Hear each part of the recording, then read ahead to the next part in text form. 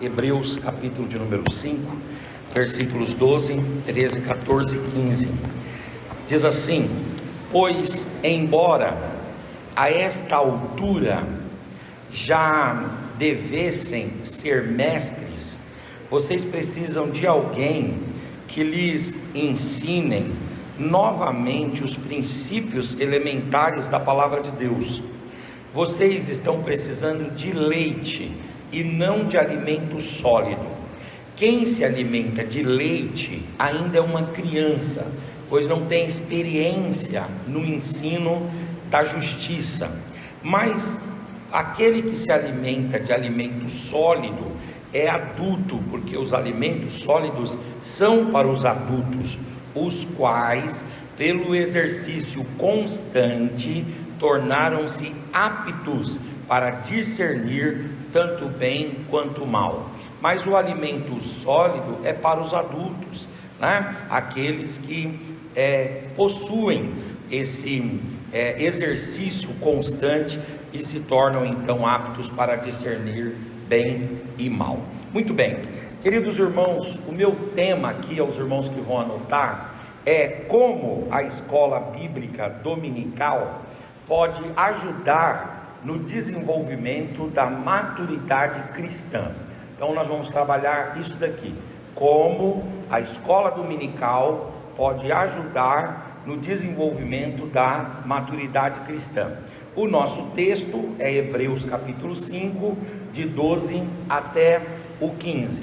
E antes de eu trazer aqui para os irmãos uma exegese desse texto e falar aqui sobre a questão da maturidade cristã de forma mais específica, eu quero trazer para os irmãos, à guisa de introdução, informações que na ocasião que eu estive aqui falando sobre a escola dominical no fórum, eu trouxe, mas eu acho que a gente precisa repetir. Por quê? O apóstolo São Paulo, ele diz que ele não se cansava de dizer aos irmãos as mesmas coisas, porque aquilo era proveitoso para os irmãos de Filipos. O que Paulo estava usando era uma técnica pedagógica que se chama repetição. Nós aprendemos a partir da reiteração, a partir da reincidência, a partir da repetição. Logo, a gente faz bem aquilo que faz sempre, e é bom que nós recebamos estas informações constantemente, principalmente nós que somos trabalhadores da EBD, para que estas informações se fixe na nossa mente e a gente possa então ensiná-las com maior tranquilidade. Primeira coisa que eu quero trazer para os irmãos, a guisa de introdução, é sobre o nome da escola dominical. Então, ela tem esse nome, escola dominical. Esse nome, segundo a história da escola dominical, vai surgir na Inglaterra, vai surgir no Reino Unido. Alguns irmãos dissidentes da Igreja Católica Romana, que eram irmãos da Igreja Anglicana, começaram a se reunir aos domingos para estudar a Bíblia. E quando eles se reuniram aos domingos para estudar a Bíblia, eles colocaram esse nome, escola dominical. Agora, tem a ideia de escola, porque a escola dominical, ela é um ambiente pedagógico, onde você tem tudo o que tem numa escola comum. Você tem professor, você tem o material didático e você tem o aluno. Então essa estrutura, professor, material didático e aluno, caracteriza esse ambiente escolástico, esse ambiente de escola. Daí vem o nome escola. Muito bem, é dominical porque é ministrada aos domingos, e a expressão em latim para domingo é domini, é o dia do Senhor, ou é o primeiro dia. Por exemplo, em hebraico, a palavra para Senhor é a palavra Adonai. Em grego, a palavra para Senhor é a palavra Kyrios. E em latim, a palavra para Senhor é a palavra Domini. Em hebraico, Adonai quer dizer proprietário. Em grego, Kyrios quer dizer proprietário. E em latim, Domini quer dizer proprietário, quer dizer o dono, quer dizer o Senhor. Essa expressão, Domini, foi a expressão utilizada por um dos pais da igreja, chamado São Jerônimo, quando ele faz a tradução do Novo Testamento em grego para o latim, na chamada tradução Vulgata Latina. Na Vulgata Latina de São Jerônimo, do quarto século depois de Cristo, quando o São Jerônimo, um dos pais da igreja, vai traduzir o grego do Novo Testamento para o latim, e quando ele vai se referir a Jesus, ele não chama Jesus de Kyrios, porque Kyrios é grego, ele vai traduzir Kyrios por Domini. Então a expressão dominical tem a ver com domingo, e o domingo tem a ver com essa expressão latina Domini, e Domini tem a ver com Jesus Cristo. Por isso que o domingo é o primeiro dia da semana e ele é chamado o dia do Senhor, não é assim? O dia do Domini, o dia do Senhor, o dia de Adonai, o dia do Kyrios, o dia do Domini, o dia do Senhor. Então, ela é uma escola porque tem professor, tem material didático e tem aluno, e ela é chamada dominical porque ela é ministrada no domingo, que é no dia do Senhor. Eu tive a oportunidade lá em Barueri de conviver com um homem que trouxe muitas informações históricas e culturais, sobretudo do Oriente Médio, para nós, durante 5 anos, 62 meses, que foi o pastor Paulo Lucas Sacramento. E o pastor Paulo Lucas, ele foi o meu pastor lá, e eu sempre conversava com ele, ele ministrava com muito brilhantismo sempre, e ele esteve em Israel por diversas vezes, e ele dizia que se você fosse andar na sexta-feira lá em Jerusalém, se você for até hoje andar lá, você vai ver os comércios árabes fechados. Por quê? Porque o dia dos muçulmanos cultuarem é às sextas.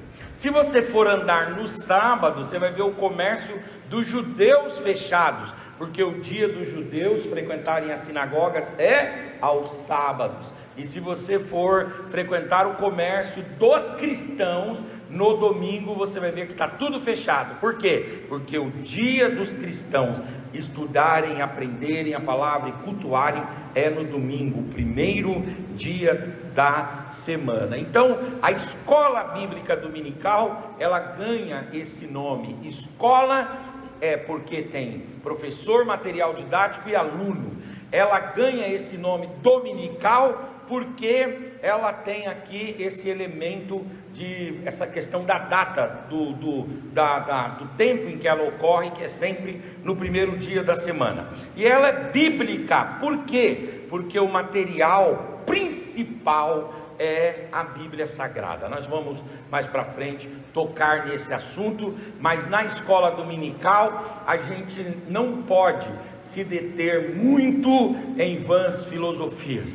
A gente precisa estudar, ler com os irmãos e pensar em torno das Escrituras Sagradas, da Bíblia Sagrada, da Palavra de Deus. Então é isso. Como é que a escola dominical surgiu e como é que ela se desenvolveu ao longo da história? Tendo dito o nome da escola dominical, vamos para esse surgimento e esse desenvolvimento histórico, ainda que eu fale aqui en passant, de modo muito sucinto, mas vale a pena repisarmos esse tema e essa posição. Por quê? Porque isso fixa o nosso, esse conhecimento na nossa mente. Então, a escola dominical, ela tem a sua origem que remonta ao chamado período da Reforma Protestante.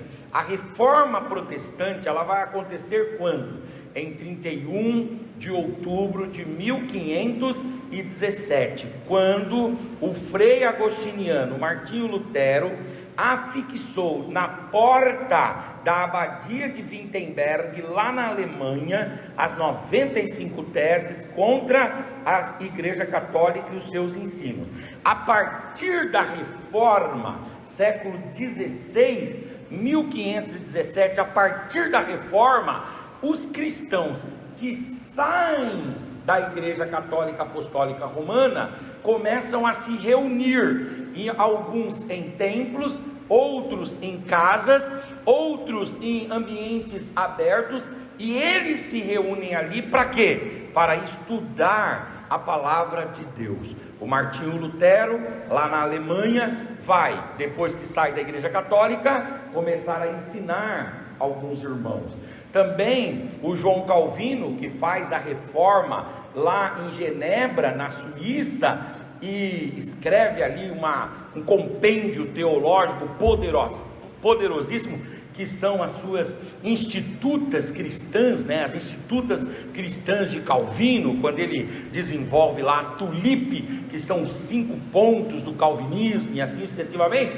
Bom, ele sai da Igreja Católica, e aí ele precisa então sentar com os irmãos cristãos protestantes, agora reformados, e ensinar esses irmãos. Também ali na Suíça, do lado de Calvino, Calvino estava em Genebra, do lado de Calvino, em Zurique, um irmão chamado Ulrich Zwinglio, ele faz a reforma lá em Zurique, e aí ele vai sentar-se com os irmãos e vai colocar esses irmãos para aprender a palavra de Deus.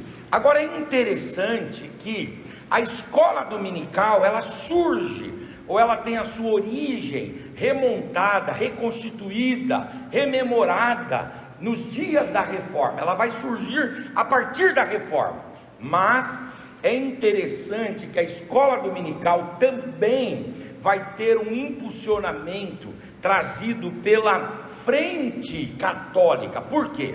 Quando acontece em 1517, lá na Alemanha, através de Lutero, através dele afixar as 95 teses na abadia de Wittenberg, quando acontece a reforma, a Igreja Católica fica revoltada, e a Igreja Católica faz o quê? Ela cria a chamada Contra-Reforma, e na Contra-Reforma, a Igreja Católica ela vai criar algumas medidas.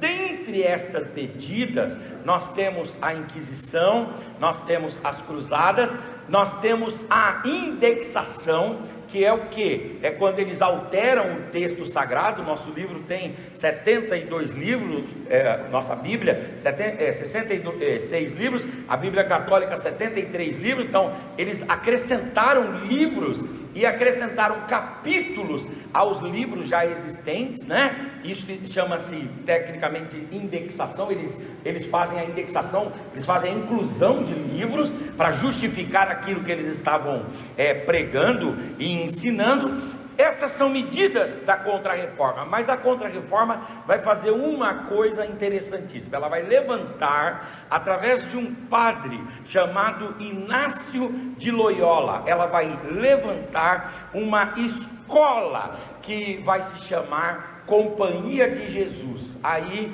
historicamente vai ser conhecida como jesuítas, e aqui no Brasil o padre Anchieta foi o grande jesuíta, o grande fundador da Companhia de Jesus. E a Companhia de Jesus, né, os jesuítas, o Inácio de Loyola, aqui no Brasil o padre Anchieta, a Contra-Reforma tinha como objetivo também colocar os irmãos católicos para aprender a Bíblia. E aí surge então essa prática de disponibilizar a Bíblia. Por quê? Antes disso, a Igreja Católica, inclusive Humberto Eco escreveu aquele livro Nome da Rosa, que depois vira um filme. A Igreja Católica não queria que os membros da igreja tivessem uma Bíblia. Por quê? Porque conhecimento é libertação, e eles queriam manter as pessoas na ignorância, então não davam a Bíblia. Mas os reformadores, a primeira coisa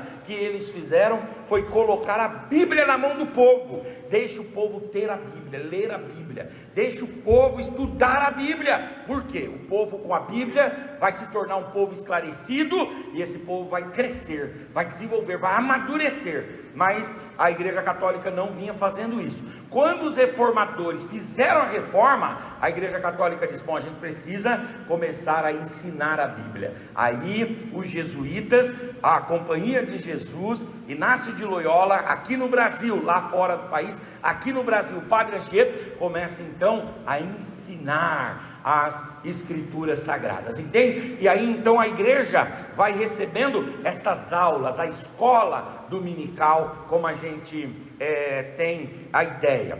Porém, a escola dominical, na forma como a gente vê hoje, ela tem, é claro, a ideia de remontar suas origens à reforma, à contra-reforma, mas o modelo que a gente vê hoje surge aonde? Na Inglaterra, por volta do século XVIII. Vejam, começa lá com a reforma, mas ela vai se estabelecer nesse modelo. Agora eu estou vendo muito na internet uma frase que diz assim: primeiro você começa, depois você melhora. Já viram essa frase? Não.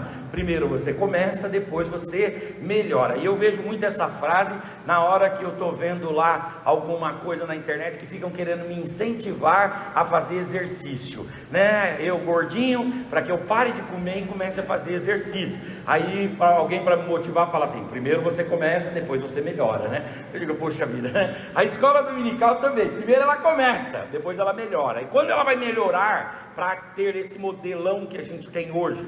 Na Inglaterra, no século XVIII, 1737, Deus vai levantar na Inglaterra um homem chamado John Wesley, o pai do metodismo, o pai do wesleyanismo. E esse líder de avivamentos extraordinários, ele vai colocar na mente da igreja que a igreja precisa orar, a igreja precisa jejuar, a igreja precisa buscar poder de Deus, mas a igreja precisa sentar para estudar. Wesley dizia que cada crente tinha que estudar 4 horas no mínimo a Bíblia diariamente. E com isso ele vai criar a escola, e ele vai trazer para dentro da igreja crianças que andavam perambulando nas ruas próximas da igreja que ele dirigia na Inglaterra, e ele vai trazer essas crianças para dar reforço escolar, utilizando a Bíblia como modelo. Aliás, Wesley vai dizer o seguinte: Deus começa sempre as suas obras através das crianças.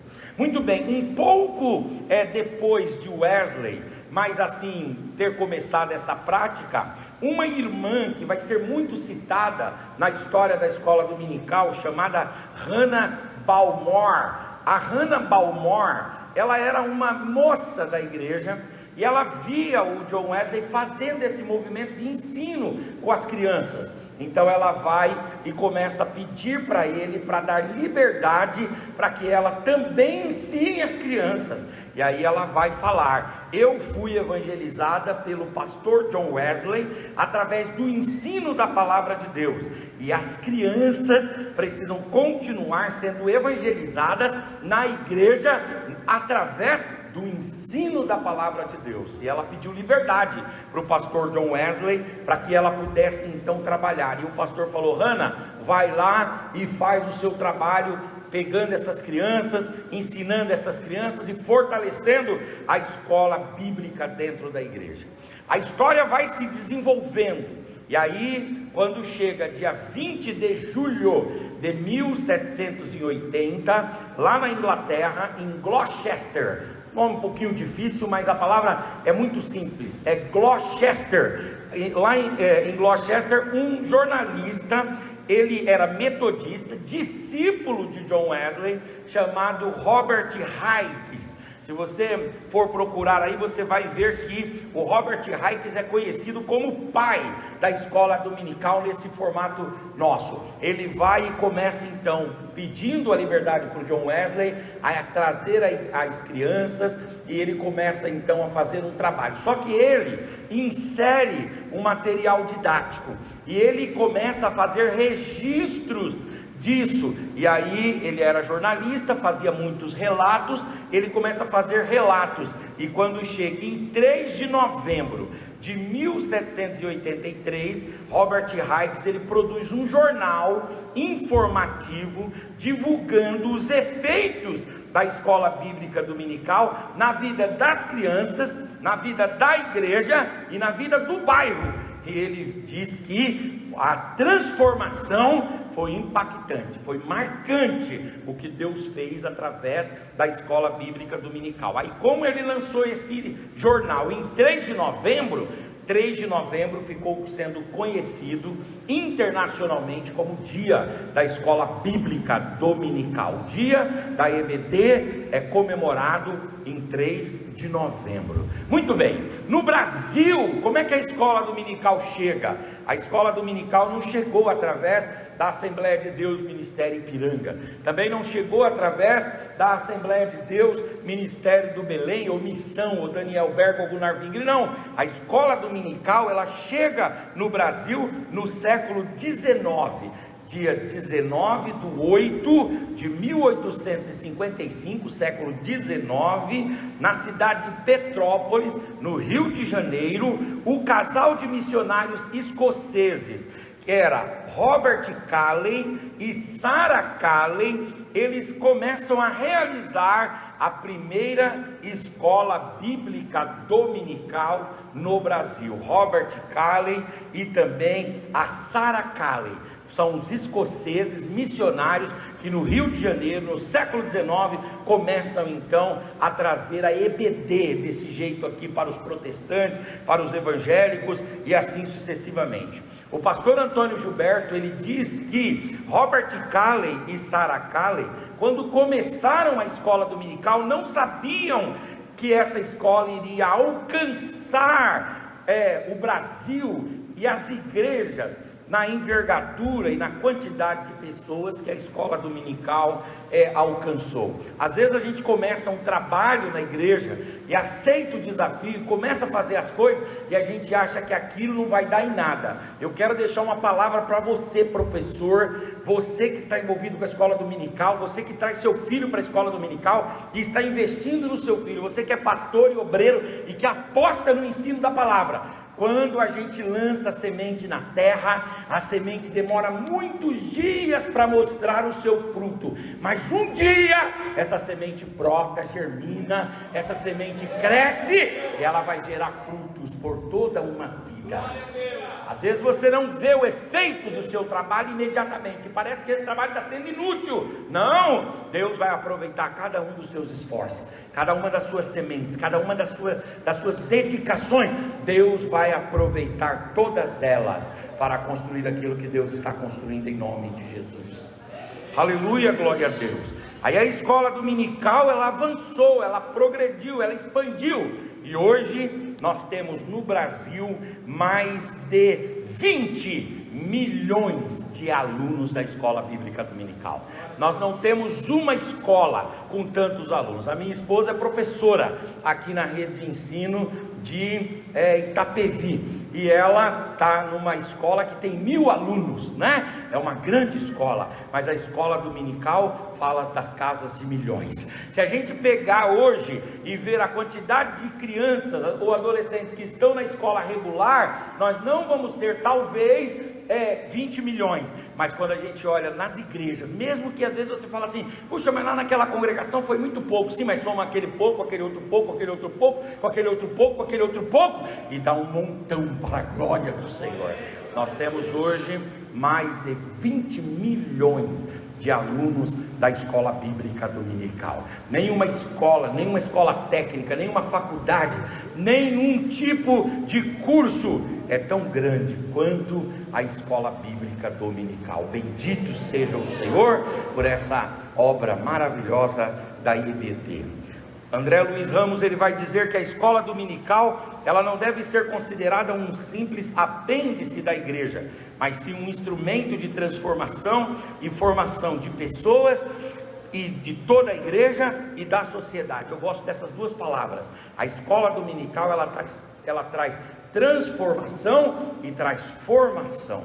Alguns ela transforma, para depois formar, e outros aqueles que tiveram o privilégio, né, de nascer no Evangelho, de nascer num lar cristão. Essa escola dominical, ela não vai transformar, mas ela vai formar, né? E esta formação e transformação vão influenciar a igreja, a família e toda a sociedade. É muito bom isso. Também vai dizer o seguinte: a escola dominical é uma instituição missionária com o propósito de oferecer educação cristã básica, desde a primeira infância até as idades mais avançadas. Então a escola dominical, ela é uma instituição missionária.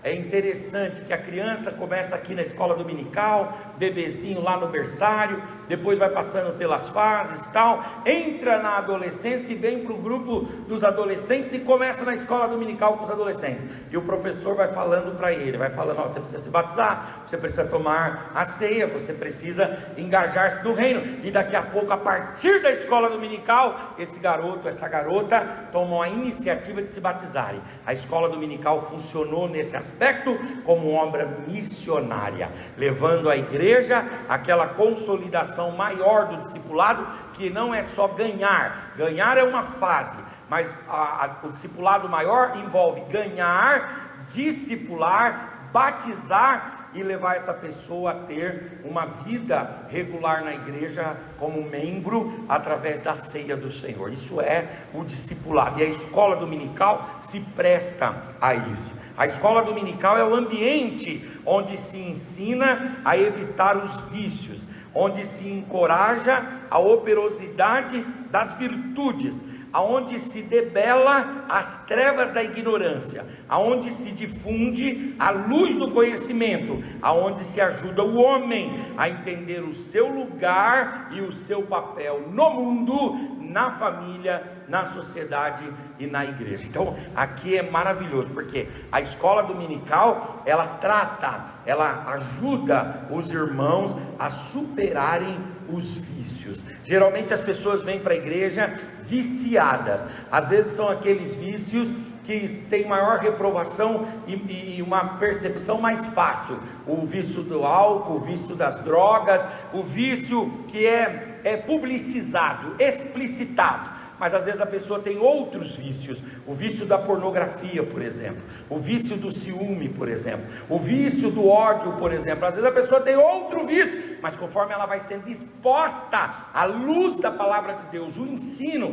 ela vai recebendo as experiências de outros irmãos aqui, e aí aquilo o Espírito Santo vai tomando e vai trabalhando no coração da pessoa e vai ajudando ela a vencer aquele vício. A escola dominical não é para aqueles que já estão limpos de seus vícios, não. A escola dominical é um instrumento de Deus para a purificação do crente, para a limpeza do crente, para a retirada desses vícios. Agora, não adianta tirar os vícios e não inserir as virtudes. Por isso que a EBD, ela não só arranca os vícios, ela também insere virtudes, ela apresenta e ela encoraja a operosidade das virtudes. O que quer dizer isso? Quer dizer que a escola dominical, ela não deixa a casa vazia, porque Jesus falou que somos casa, e como casas, nós somos limpos pela palavra, nós somos limpos pelo Espírito Santo, nós somos limpos pelo sangue de Jesus, e depois de limpos, nós devemos ficar então tomados pelas virtudes do Senhor,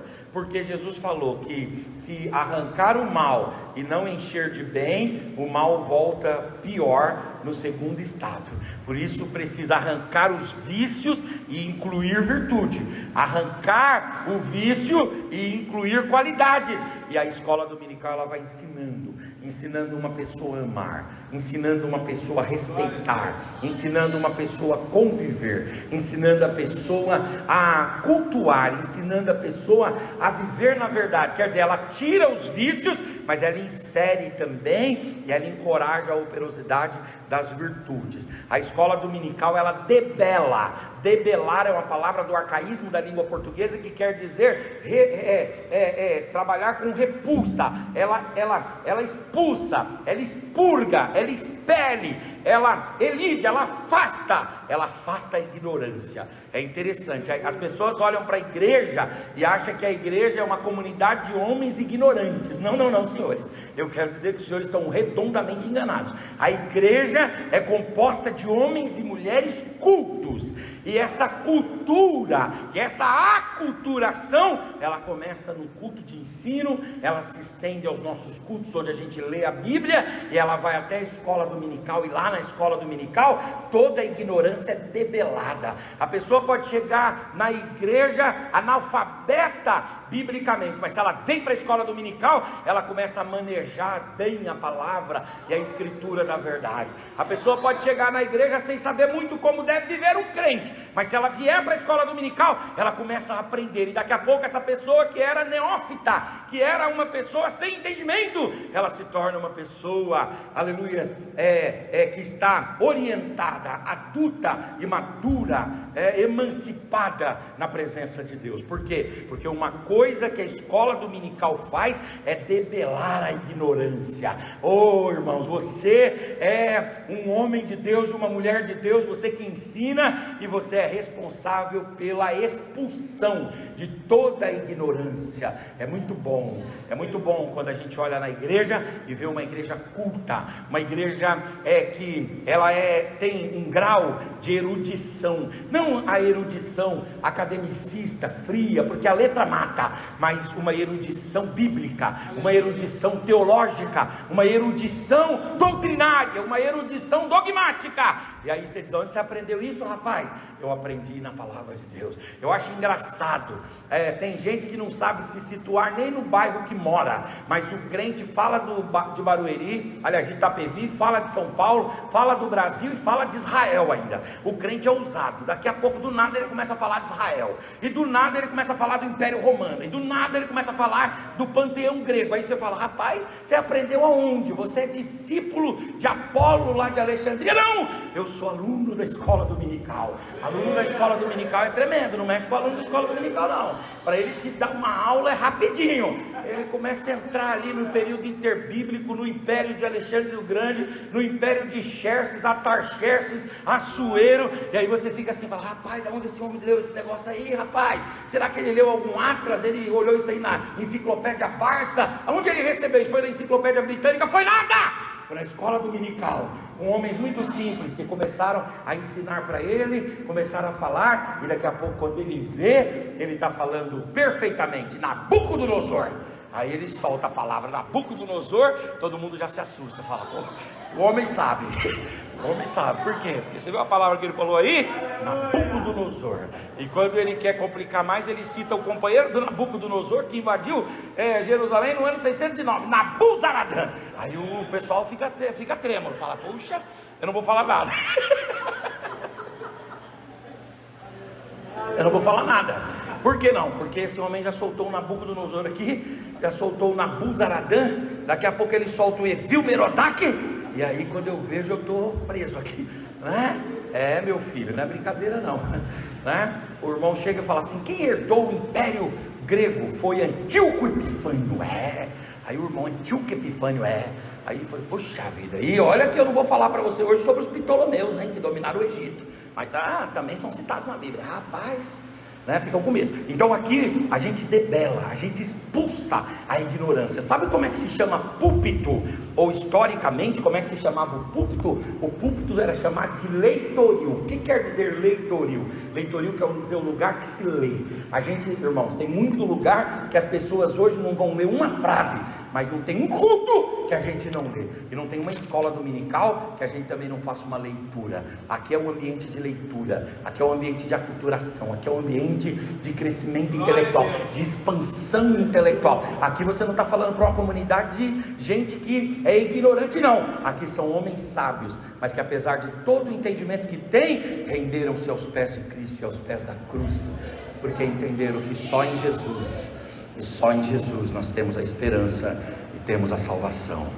A escola dominical, ela difunde a luz do conhecimento, ela ajuda o homem a entender o seu lugar. Um aluno de escola dominical não tem problema existencial: quem sou eu, de onde eu vim, estou fazendo aqui, para onde vou. um aluno da escola dominical, ele sabe quem sou eu. Sou filho de Deus, da onde eu vim, sou obra da criação, do Criador, do único e verdadeiro Deus, do Elohim, que me formou lá através do meu pai Adão. E aí então, a partir daí eu surgi. E sabe o que está fazendo aqui? Eu estou aqui para viver para a glória de Deus. Eu estou aqui para fazer o bem em todo o tempo. Eu estou aqui para ser uma bênção.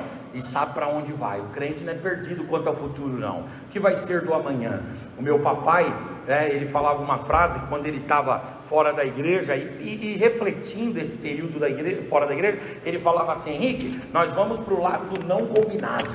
Aí eu rebatia sempre isso com ele, dizia assim: pai, isso é para aquele que é ímpio, mas para nós o nosso caminho já está combinado. A gente não tem dúvida de que se fechar o olho aqui, aleluia, a primeira oportunidade que tivermos depois da morte de estarmos conscientes, a primeira oportunidade imediatamente após a morte de estarmos conscientes, quando nós atravessarmos esse Jordão, nós não temos dúvida que nós encontraremos e veremos a face augusta do nosso Senhor Jesus. Levante a sua mão por gentileza. Oh glória, você é aluno da escola dominical, você é professor, você é um mestre de Deus. Deus tem te dado muito também, através dessa instituição gloriosa que é a IBD. Bendito seja o Senhor por isso. A escola dominical, ela está integrada à igreja, e ela integra a igreja. Ela se compromete com os problemas do dia a dia e como resolvê-los, e ela desafia e convoca todos para participar e crescer na praxis cristã. A escola dominical, ela ensina a ler e escrever, ela treina jovens, adolescentes, ela treina adultos nas virtudes, preparando-os para serem úteis no mundo e glorificar a Deus. O John Kino que dizia: a escola dominical treina homens. A escola dominical é o lugar de treinamento, é onde a gente se prepara. O John Kino, na Escócia, ele dizia: a EBD é o lugar onde a gente treina homens. Pessoas são treinadas na EBD e se tornam depois grandes autoridades. Eu já vi muitos irmãos que não passaram pela escola regular aprender a ler e a escrever na Bíblia, e aprender a ler e escrever na escola bíblica dominical. Aqui a gente alfabetiza, aqui a gente motiva a leitura, aqui a gente provoca. Sabe quando o professor fala assim: quem pode ler o versículo 2? Sabe quando o professor fala isso? O professor está incentivando a leitura. Aí tem aluno que fica impaciente com aquele irmão que lê devagar, porque ele já lê muito rápido, ele faz a leitura dinâmica, aquela leitura de 20 páginas por hora. Ele é extraordinário, ele consegue ler uma página inteira em 3 minutos em voz alta, sem errar e sem gaguejar. Ele faz a leitura dinâmica. O outro está lá catando feijão, lendo praticamente palavra por palavra, ou letra por letra, sílaba por sílaba, palavra por palavra.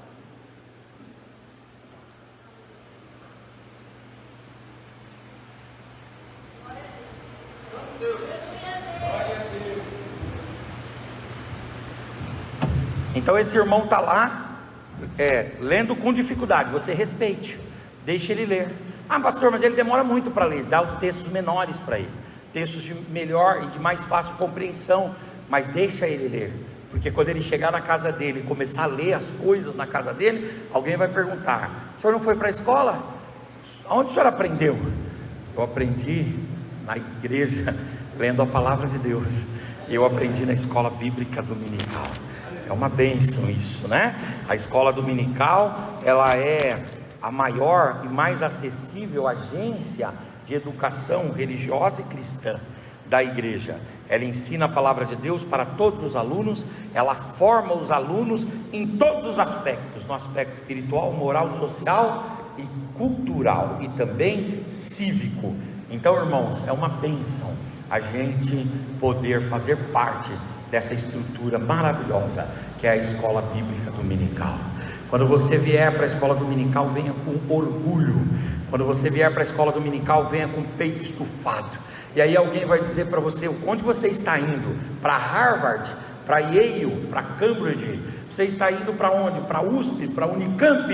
Você vai dizer: não, eu estou indo para a maior escola do mundo. Vamos comigo que você vai ver o que acontece lá.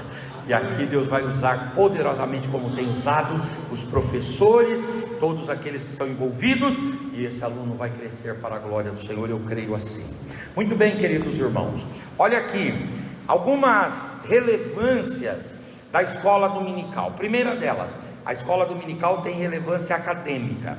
E por que ela tem relevância acadêmica? Porque quando você vai preparar a aula dominical e ministrar a aula dominical, você dá um teor acadêmico, mesmo sem você saber, porque você utiliza bibliografias, você utiliza um acervo de pesquisa. Então, por exemplo, o professor chega com a Bíblia na escola dominical, sim ou não? Então é um material. Segundo, ele chega com a revista, sim ou não? Já é o segundo material. Terceiro, ele chega com aquele livro, às vezes, ou usa aquele livro que é o livro do auxiliar de cada matéria, sim ou não? Já é o terceiro material.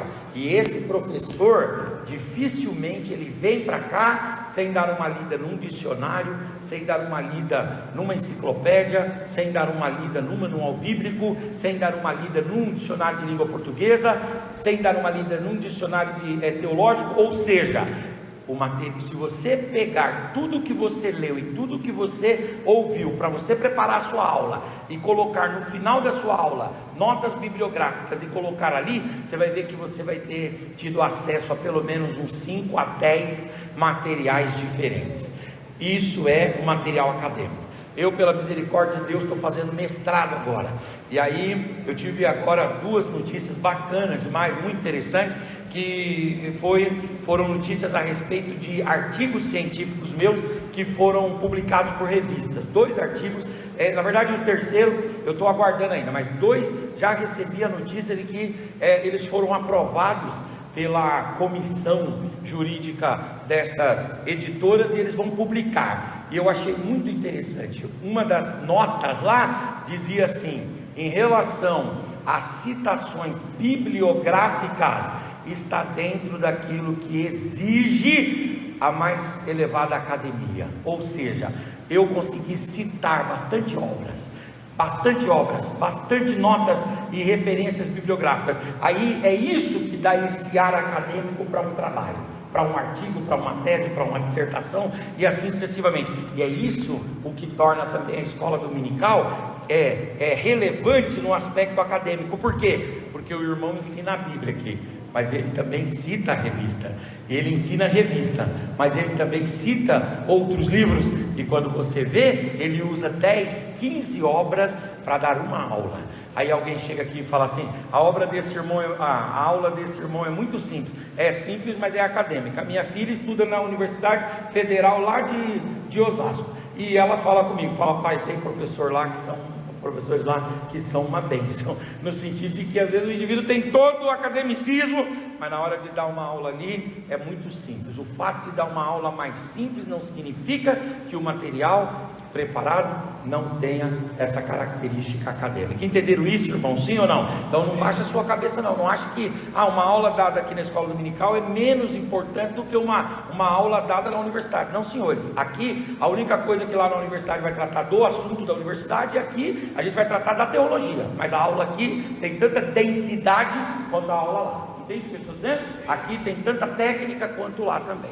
Segunda coisa, ela tem uma relevância social. E por quê?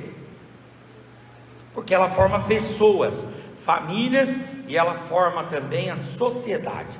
E como é que ela forma? Ela transforma, ela educa e ela sociabiliza, ou seja, ela gera a oportunidade do indivíduo se sociabilizar. Então, a escola dominical tem relevância social.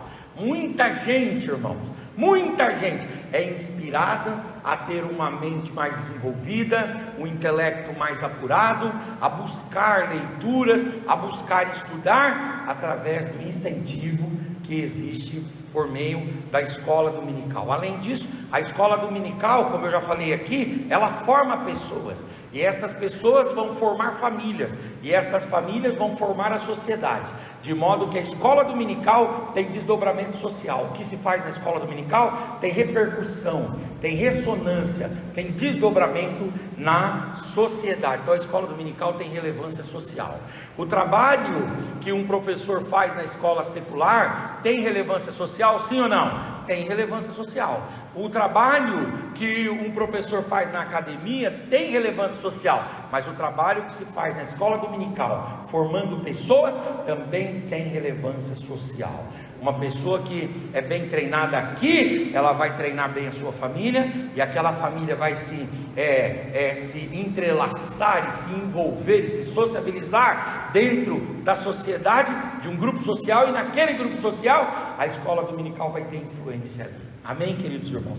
Então é muito interessante que ela tem relevância social, ela também tem relevância eclesiástica, uma vez que ela trabalha para dentro da igreja, ela educa os cristãos nos valores da cosmovisão cristã. Então ela tem relevância para a igreja cresce por meio da escola dominical, a igreja é favorecida por meio da escola dominical. Outra coisa, ela tem relevância pastoral. Eu vou dizer uma coisa, eu tenho certeza que se um dia você tiver coragem de perguntar para o pastor Maurício, ele te dirá, talvez não abertamente, mas num colóquio mais próximo, mais íntimo, ele te dirá: irmãos que frequentaram a escola dominical deram muito menos trabalho do que irmãos que não frequentaram.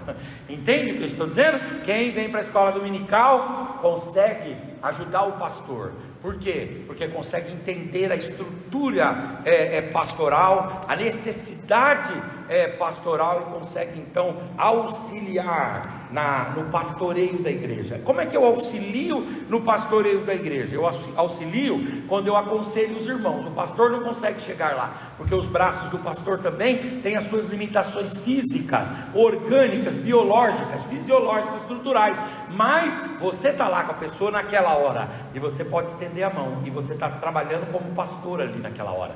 Essa semana eu tive a oportunidade de orar em 2 casas. Aí eu não sou o pastor titular da igreja, sou um dos pastores, mas eu fui chamado e fui lá orar. Quando terminou a visita, eu avisei para o meu pastor, disse: olha pastor, estive lá na casa da irmã fulano de tal, orei por ela, tal, eu e Dudu. Aí depois fomos lá na casa da outra, oramos, fizemos isso, aquilo. Aí ele disse assim: muito obrigado, pastor Henrique, né? Sempre disse: muito obrigado, pastor Henrique, sempre que o senhor tiver a oportunidade de fazer isso, faça isso. Por quê? Porque isso é um auxílio pastoral. Tudo bem, eu estou falando de mim como pastor, mas pode ser qualquer irmão. Quando você tem, por exemplo, as respostas, e entrega a resposta para a pessoa num aconselhamento bom, bíblico, coerente, equilibrado, essa pessoa que ouviu o conselho faz aquilo que é bom e dá tudo certo.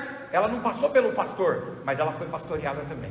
Por quê? Porque o aluno da escola dominical auxiliou nesse processo, nesta chamada pastoral da igreja. Entende? Não, o pastor dá às vezes a palavra mais global, mas no íntimo aí é você que dá conselho, é você que orienta, é para você que o irmão liga, é com você que o irmão fala. E se você tiver uma boa formação, você vai dar boas orientações e você vai ajudar. E aí, nesse sentido, a escola dominical tem relevância pastoral. E por fim, para nós irmos para a conclusão, a escola dominical tem relevância espiritual. E por quê? Porque ela faz com que o crente amadureça.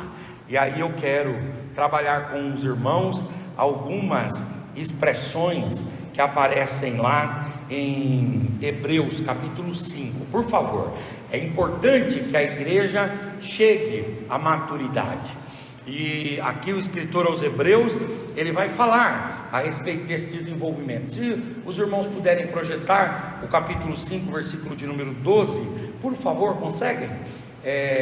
De Hebreus 5, 12. Porque devendo já ser mestres, pelo tempo, né, pode passar, ainda necessitais que se vos torne a ensinar quais sejam os primeiros, por favor, pode continuar, rudimentos da palavra de Deus, pode continuar, e vos haveis feito tais que necessitais de leite.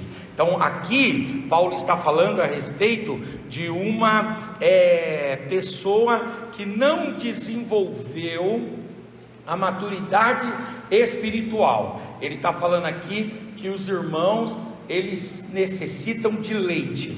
A palavra grega que aparece aí para leite é a palavra gala, tá? Ou golan, tá? Mas fala-se gala. A palavra gala é a palavra para leite. E essa palavra quer dizer o quê? Um alimento básico. É um símbolo de imaturidade. O irmão pode colocar 1 Coríntios 3 e 2, por gentileza. 3 e 2, 1 Coríntios 3 e 2, por favor. Vamos ler 1 Coríntios 3 e 2.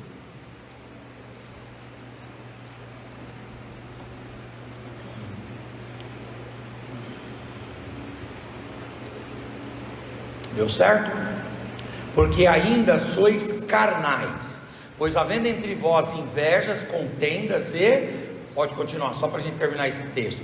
Dissensões, não sois porventura carnais, e não andais ainda segundo os homens.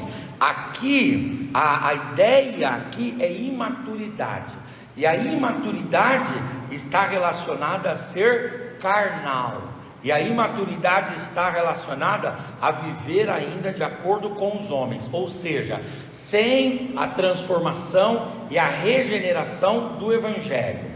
Uma pessoa que está na igreja, presume-se que essa pessoa cresça, que essa pessoa evolua, que essa pessoa se desenvolva. E aí o escritor aos Hebreus está falando: irmãos, vocês que estão na igreja já há tanto tempo, vocês já deveriam estar deixando os rudimentos da fé, vocês já deviam estar deixando de beber leite. O que quer dizer deixar os rudimentos da fé e deixar de beber leite? Quer dizer, vocês já deviam se tornar homens maduros, mas vocês ainda são imaturos. E ser imaturo aqui quer dizer tomar esse leite, ou seja, quer dizer ainda ser carnal, ainda viver como os homens, ainda viver com todas as manias e com todas as marcas do mundo. Isso é um crente imaturo. Ele está na igreja, ele já aceitou Jesus, ele foi batizado em águas, ele toma a ceia, às vezes ele até tem alguma função na igreja, mas ele não expandiu ainda o crescimento espiritual dele. Ele está tomando leite, ele é aquele bebezão, ele toma um Nesquik, ele toma um Nescau. Você chega na casa dele, ele está lá consumindo uma cremogema, né, do céu. Ele é um mucilon. Hoje à tarde eu ouvi a palavra lá, mucilon. Ele é um mucilon de Deus, e ele já devia estar se alimentando de coisas mais sólidas. E isso é uma linguagem figurada para falar que esse irmão, ele é uma criança, e logo ele é um infante, ele é logo um indefeso, porque ele é sem discernimento, ele não tem discernimento. A grande questão da criança é a falta de discernimento. Ele não consegue discernir pessoas, ele não consegue discernir lugares, ele não consegue discernir doutrinas, ele não consegue discernir nem a posição em que ele está. Essa palavra é a palavra neófito, é a palavra neófito. O neófito é o infante, é a criança, é o imaturo, é aquele que é vulnerável, ele é indefeso e ele precisa crescer, porque se ele não crescer, ele vai morrer no naniquismo espiritual, no nanismo espiritual. J.L. Packer fala que a igreja hoje, ela está igual um oceano enorme, mas com apenas 50% de profundidade. São anões na fé, anões na Bíblia, anões no conhecimento doutrinário, anões no desenvolvimento espiritual, anões no sentido. É uma bênção que estão na igreja, sim ou não, irmãos? É uma bênção, estão na igreja, tá bom, porque estão evangelizados. Mas o escritor aos Hebreus diz: não adianta estar na igreja, você está patinando, você está caminhando no mesmo lugar sem evoluir. E aí, como é que a gente evolui então?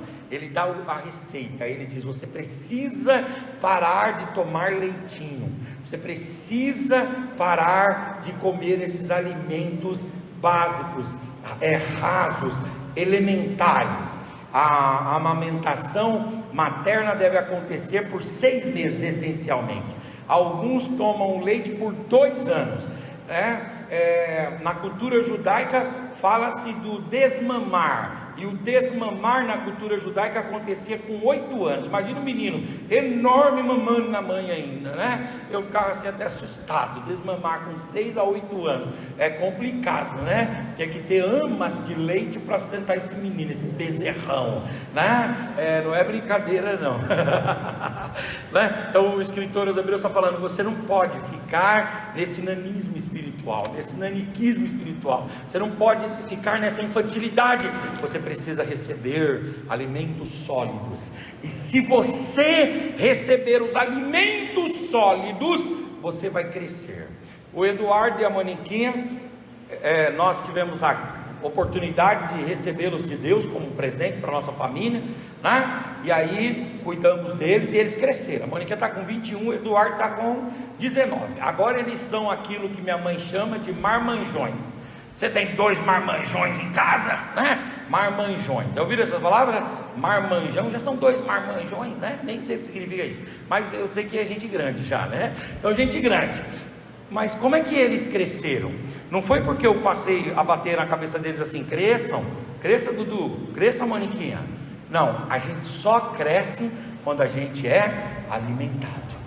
Então o escritor aos Hebreus está dizendo: vocês precisam parar de tomar esse leitinho, essa comida básica, e vocês precisam se alimentar com alimento sólido, com alimento sólido. E aí, essa ideia, essa expressão aí, alimento sólido, está relacionado a quê? O que é o alimento sólido? Que aparece aí em Hebreus capítulo 5. O alimento sólido quer dizer com doutrinas profundas.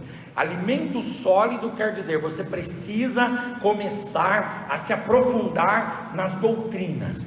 Eu estou gostando desse assunto aí da escola bíblica dominical, porque quando a gente fala ebionismo, os irmãos pensam que isso aí é língua estranha. Ebionismo, ele falou ali 3 vezes ebionismo, né? Quando a gente fala nestorianismo, o irmão pensa que é língua estranha, né? Nestorianismo. Então, quando fala a respeito destes termos técnicos doutrinários, né? A questão da união hipostática da dupla natureza de Cristo. Que é isso, irmão? Você está falando? Pelo amor de Deus, né? Mas aqui está a doutrina um pouco mais profunda. A gente precisa aprofundar um pouco mais. A gente precisa comer comida mais sólida, comida mais robusta. E essa comida mais sólida, essa comida mais robusta vai fazer com que a gente consiga crescer. Então o crescimento espiritual vem através do alimento que nós recebemos. E nesse aspecto a escola dominical, ela pode nos ajudar. Por quê? Porque tem assuntos que o pastor não consegue tratar, às vezes com tanta liberdade no culto de ensino. Numa aula, por exemplo, dessa daqui, que é uma aula magna, uma aula geral, mas o professor ali na sala consegue tratar desses assuntos mais polêmicos, né? E desses assuntos mais profundos, dessa doutrina e desse ensino mais robusto. Tem irmão que gosta de ler a Bíblia só a história da mulher do fluxo de sangue. Tudo bem, você pode ler a história da mulher do fluxo de sangue, que Jesus a curou, mas você tem que ler um pouco sobre a messianidade e a deidade de Jesus, porque ele só curou por causa da sua deidade e da sua messianidade. Entende? Tem gente que gosta de ler a história e de pensar um pouco sobre Jesus acalmando a tempestade, mas você tem que lembrar que ele só acalma a tempestade porque ele tem a dupla natureza, a união hipostática. Então vejam que aqui você está falando um pouco mais profundo, e isso vai trazer crescimento, isso vai trazer maturidade, isso vai trazer completude. Eu gosto muito de uma coisa que tem a ver com a maturidade. A maturidade, ela é evidenciada por uma coisa. O que evidencia a maturidade? A maturidade, ela é evidenciada pela capacidade de ensinar. Diga comigo: quem é maduro ensina. Quem é maduro ensina. É isso, entende? Quem é maduro ensina. Por que Deus quer que a gente atinja a estatura de adultos, de homens espirituais, de pessoas emancipadas no conhecimento, que tenham recebido essa comida sólida? Porque se a gente atingir essa posição de teleios, a palavra teleios é a palavra maduro. Se nós atingirmos esta maturidade, essa robustez, essa grandeza, se nós nos tornarmos teleios, então nós teremos a capacidade de ensinar. Entende o que eu estou dizendo? É ensinar.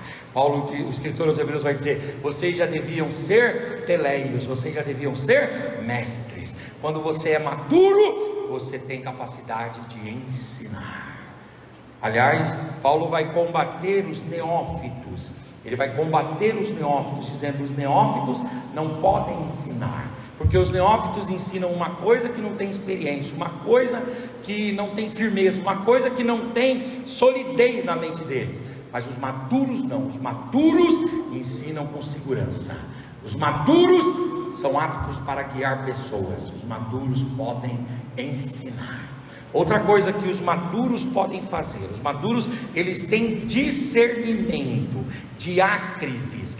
Discernimento é uma capacidade do adulto em relação à criança. A criança não vê perigo. Vê perigo? Se você colocar a criança aqui nessa borda, ela é capaz de se jogar. Você vai lá, se joga, ela se joga. O adulto vê perigo, ele discerne, entende? Então aquele que é maduro, diácrisis, é aquele que tem discernimento. Ele é capaz de julgar à luz da palavra e à luz do Espírito. A luz da palavra e a luz do Espírito. Quando ele vê uma situação, ele não interpreta a situação de acordo com a sociologia, a psicologia, o direito. Ele interpreta a situação de acordo com a teologia, de acordo com a Bíblia, de acordo com o Espírito. Ele tem capacidade de discernir. Ele discerne, não no discernimento do dom, porque aqui o irmão Adalberto já falou hoje sobre o dom. O dom não é o discernimento não é um dos dons, sim ou não? O dom de discernimento, de interpretar espíritos, não é assim, sim ou não? Eu não estou falando desse discernimento, eu estou falando de um discernimento que vem através do conhecimento bíblico e através de uma orientação do Espírito. Veja que legal. A igreja, ela, pelo menos a Assembleia de Deus, né? Eu não sei a posição dos irmãos aqui, vou falar lá do Belém. Não, a ideia é que aconteça isso. Não cante hinos do Voz da Verdade mais. E por que não cante hino mais do Voz da Verdade? Porque eles se declararam desde 2001 como praticantes ou defensores da trindade modal, né? O que quer dizer a trindade modal? Ela é muito sutil. Olha só, se você perguntar: você crê no Pai? Creio. Crê no Filho? Creio. Crê no Espírito? Creio. Aí você tem que perguntar: como você crê? Aí ele vai te dizer, na opinião dele, o Pai, o Filho e o Espírito são a mesma pessoa. Em primeiro lugar, lá no Antigo Testamento, aparece como Pai. Depois, nos Evangelhos, aparece como Filho. E depois, atualmente, aparece como Espírito. Mas é a mesma pessoa. Ora, nós não cremos assim. A gente crê que há um só Deus. Mas esse Deus, ele é composto de 3 pessoas: o Pai, o Filho e o Espírito. Não é uma mesma pessoa que se parece de 3 formas. É o mesmo Deus que tem 3 pessoas e que revela-se através destas 3 pessoas. Você vê a sutileza, sim ou não? Parece igual, não parece? Uma trindade, a trindade modal parece igual, mas qual é a diferença da trindade que nós cremos para a trindade modal? É que na trindade modal é uma só pessoa, Deus formado de uma só pessoa, que ora se parece com o Pai, ora se parece com o Filho e ora se parece com o Espírito. Na trindade bíblica, ortodoxa, cristã, não, há um só Deus, composto de 3 pessoas. Não são 3 deuses, há um só Deus, mas ele é composto de 3 pessoas: o Pai, o Filho e o Espírito. Então, quando você tem maturidade, você tem capacidade de discernir. você olha e diz: aqui tem uma heresia, e a heresia é bem sutil, mas ela está aqui. Essa semana eu tive ano passado, eu tive numa palestra, e nessa palestra um rapaz estava ensinando sobre o estoicismo. Eu achei bacana o estoicismo e tal. Aí quando terminou, foi me dada a palavra, e aí foi dada a palavra para um homem, para um irmão. Aí o irmão foi e concordou com tudo que o estoicista dizia. Aí eu fui e disse assim, aí deram a palavra para mim. Aí eu fui e falei: bom, com todo respeito ao nobre expoente aí, mas essa posição sua aí é humanista. O problema do estoicismo é que ele é antropocêntrico, ele ignora Deus. Você não falou uma vez de Deus, uma vez da vida após a morte, uma vez da eternidade, você não falou de anjos, você não falou dos demônios, você não falou do inferno, você não falou do mundo espiritual. Para você, o mundo espiritual não existe. Biblicamente falando, o mundo espiritual existe. Veja que é muito sutil, cheio de qualidades, mas quem tem discernimento fica quietinho lá no canto, e quando fala, quando dá a palavra, não dá a palavra do que acha, não são seus achismos, mas dá a palavra de acordo com a resposta bíblica e a resposta que o Espírito Santo de Deus traz. Então, diga comigo: quem tem maturidade consegue ensinar. E quem tem maturidade consegue discernir. Oh glória, consegue discernir. Quem tem maturidade consegue discernir. Que Deus abra os nossos olhos através da sua palavra. Quando você vem para a escola dominical, você deixa de ser levado por qualquer vento, e você percebe as sutilezas, você percebe as linhas tênues que existem entre a verdade e a mentira, o falso e o verdadeiro, o justo e o injusto. Quando nós recebemos através da escola dominical a palavra de Deus, nós nos tornamos maduros, e ser maduro é passar a ensinar. Ser maduro é ter discernimento. E por fim, ser maduro quer dizer você poder contribuir no progresso dos irmãos. Aleluia, glória a Deus. Ser maduro é isto. Por exemplo, quando um pai termina de criar uns filhos, termina de criar, que eu digo assim, os filhos já são adultos, e o pai está doente, você vai lá conversar com o pai, ele está ali, paciente terminal, e você pergunta para o pai assim: você está preocupado com os seus filhos? Aí ele diz assim: eu até estou preocupado, mas não estou tanto, porque eles já sabem se cuidar sozinhos. Não é assim que fala? Eles já sabem se cuidar sozinhos. Quando você consegue atingir essa maturidade, você pode ser guia e pode cuidar de si e cuidar de outras pessoas também. É por isso que o escritor aos Hebreus fala: vocês já deviam ser mestres, ser maduros, vocês já deviam ter essa capacidade de ensinar, essa capacidade de discernir e essa capacidade de servir as pessoas, de cuidar de si mesmo e de cuidar do outro também. A escola dominical nos ajuda nesse sentido, porque a escola dominical nos alimenta, e através do alimento a gente cresce. Amém, queridos irmãos? Que Deus em Cristo continue abençoando a todos vocês. Muito obrigado, pastor Maurício, pastor Adalberto e toda a igreja. Deus abençoe.